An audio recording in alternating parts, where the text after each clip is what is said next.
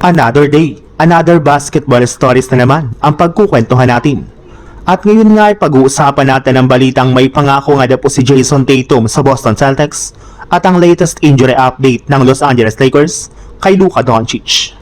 Malaki na nga po sana ang expectation ng mga fans na makakapag-compete na ulit ang Boston Celtics sa kampyonato sa maagang pagbabalik ni Jayson Tatum ngayong season sa kanilang lineup. Simula nga po nang maglaro ito sa kanilang team ay mas lumakas na nga po sana ang kanilang lineup. Pero sadyang naudlot lamang nga po ang kanilang kampanya ngayong taon matapos silang mag-choke sa kanilang serye kontra sa Philadelphia 76ers. Nasayang nga po ng kanilang team ang malaking oportunidad simula nang makalamang sila dito ng 3-1 sa kanilang serye. At isa nga po sa mga dahilan bakit natalo pa sila sa kanilang Game 7 ay dahil sa pagkakaroon muli ni Jayson Tatum ng isa na namang panibagong injury.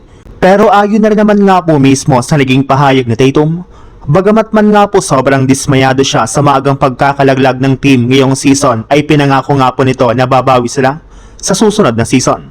Susubukan nga na po talaga niya na mas maging healthy na sa darating na off-season upang sa ganon ay mas maging ready sila sa kanilang susunod na kampanya.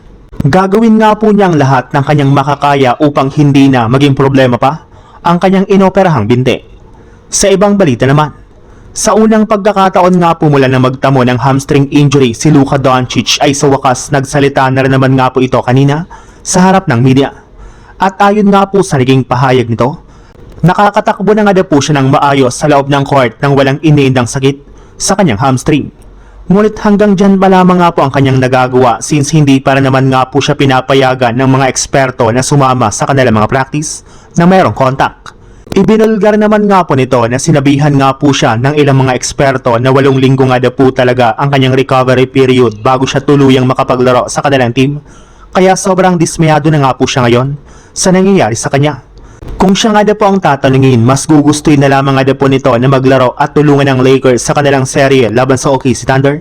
Ngunit sadyang kailangan para naman nga po niyang sundin ang mga eksperto para sa ikakabuti ng kanyang pangangatawan.